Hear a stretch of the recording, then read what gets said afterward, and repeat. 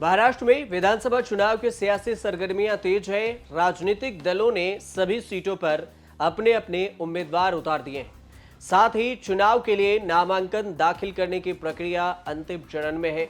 महायुति में seat sharing पर सहमति बन गई है और इस सहमति में बीजेपी को अपने सीट के लिए झुकना पड़ा है, तो एमवीए में कांग्रेस नाना करते हुए बॉस बनकर बैठ गई है। तो आइए आपको इस वीडियो में ये पहले बताते हैं कि किस दल को कितनी सीटें मिली हैं। ये एमवीए की और महायुति के फाइनल सीट शेयरिंग का फार्मूला और डेटा सामने आया है। महाराष्ट्र की 288 विधानसभा सीटों में से कांग्रेस 102 सीटों पर चुनाव लड़ेगी। शिवसेना की यूबीटी 96 सीटों पर, एनसीपी शरद पवार 86 सीटों पर और समाजवादी पार्टी 2 सीट और पीडब्ल्यूपी के पास 2 सीटें, कुल 288 सीटें होती हैं।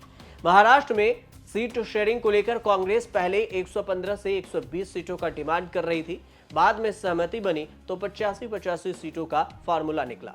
अब फाइनल आंकड़े आए तो कांग्रेस ने यहां पर अपने पास सबसे ज्यादा सीटें रखी। इसी तरह महायुति में अगर देखें तो महायुति के प्रमुख घटक दलों में बीजेपी, एकनाथ शिंदे की शिवसेना और अजित पवार की एनसीपी शामिल है।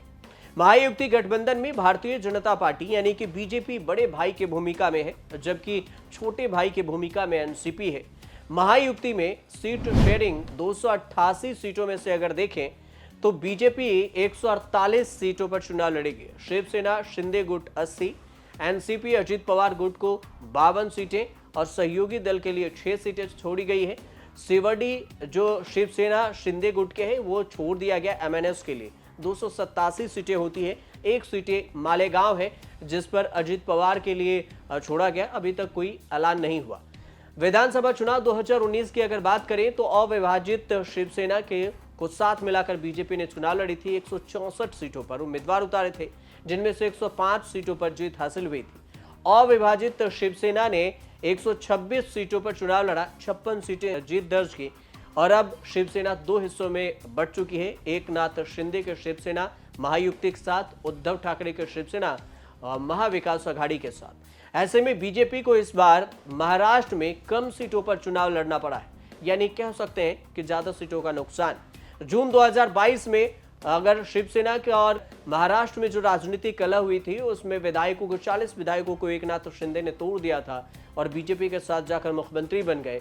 2 हिस्सों में शिवसेना भी बट गई है और एनसीपी भी बट गई है। शरद पवार और एक अजित पवार हैं, इधर उद्धव ठाकरे और एकनाथ शिंदे।